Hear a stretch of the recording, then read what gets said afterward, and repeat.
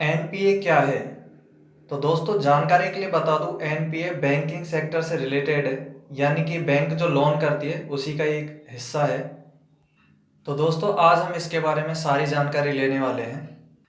तो दोस्तों एनपीए की जो फुल फॉर्म है वो है नॉन परफॉर्मिंग असेट, यानी कि ऐसा लोन जिससे बैंक को कोई फ़ायदा नहीं होता, ना ही कोई ब्याज मिलता है। तो ऐसे लोन बैंक के लिए नॉन परफॉर्मिंग बन जाते हैं।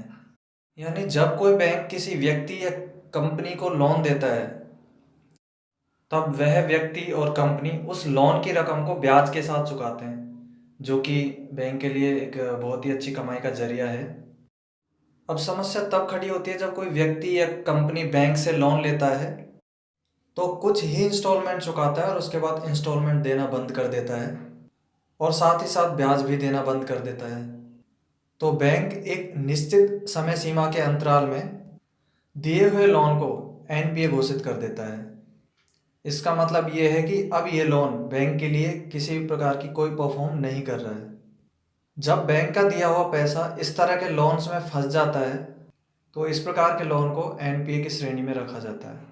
इसका मतलब ये है कि अगर बैंक को लोन के इंस्टॉलमेंट, ब्याज और मूलधन 90 दिन के अंतराल में नहीं मिलता है, तब ऐसी स्थिति में उसे एनपीए में डाल दिया जाता है। आज की स्थिति की अगर बात करें तो हमारे देश में ऐसी कई बैंक हैं जो कि एनपीए की परेशानी का सामना कर रही हैं। अब दोस्तों बात करते हैं कि एनपीए बढ़ने के कारण क्या हैं। तो दोस्तों कई बार क्या होता है कि बैंक किसी व्यक्ति या कंपनी की पूरी जानकारी लिए बिना ही उसे लोन कर देती है, और कई बार पॉलिटिकली साठगांठ के चलते या फिर जान पहचान से किसी व्यक्ति या कंपनी को बिना किसी ज़रूरी कार्रवाई के लोन दे दिया जाता है। जब इस प्रकार के लोन दिए जाते हैं तो एनपीए होने का खतरा ज़्यादा होता है।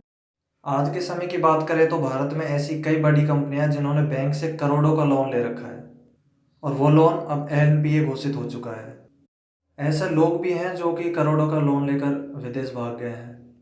तो ऐसे लोगों के द्वारा ली गई लोन अब बैंक के लिए एनपीए बन चुकी है।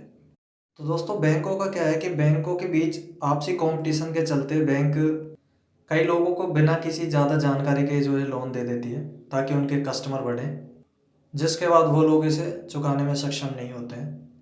तो दोस्तों अभी बात करते हैं एनपीए के प्रकार के बारे में कि ये कितने प्रकार के होते हैं। तो बता दो दोस्तों, एनपीए को 3 भागों में बांटा गया है। पहला है सब स्टैंडर्ड असेट्स। तो इसमें क्या होता है दोस्तों, 12 महीने या उससे कम समय तक यदि कोई लोन एनपीए बना रहता है तब उसे सब स्टैंडर्ड असेट्स की श्रेणी में रखा जाता है। वहीं दूसरे नंबर पे आता है डाउटफुल असेट्स। इसका मतलब है यदि कोई लोन 12 महीने से अधिक एनपीए बना रहता है तो उसे डाउटफुल असेट्स की श्रेणी में रखा जाता है। तीसरा है लॉस असेट्स। इसका मतलब ये है कि दोस्तों जब बैंक को क्लियर हो जाता है कि अब इसकी रिकवरी नहीं हो पाएगी, पैसा नहीं आ पाएगा, तब इस स्थिति में इस लोन को जो है लॉस असेट में रखा जाता है। तो दोस्तों अब बात करते हैं एनपीए का बैंक पर क्या असर होता है। तो मान लीजिए आप हर किसी को पैसे उधार दिए जा रहे हैं और उसके बदले में आपको ना ही मूलधन और ना ही ब्याज मिल रहा है। तो एक दिन ऐसा आएगा कि आपकी तिजोरी बिल्कुल खाली हो जाएगी और आप किसी को कर्जा देने के लायक ही नहीं बचेंगे। यहाँ तक कि आपको अपना खर्चा चलाना मुश्किल हो जाएगा।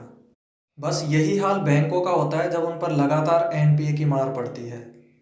बैंक के स्टॉक मार्केट में शेयर गिरने लगते हैं और शेयर धारकों को करोड़ों का नुकसान उठाना पड़ता है। जब ऐसी नौबत आती है तो बैंक अपने ग्राहकों का पैसा निकालने पर पाबंदी लगा देती है या फिर एक लिमिट के अंदर ही जो है पैसा निकालने की अनुमति प्रदान करती है। ऐसा 1 या 2 बैंकों के साथ ऑलरेडी हो चुका है।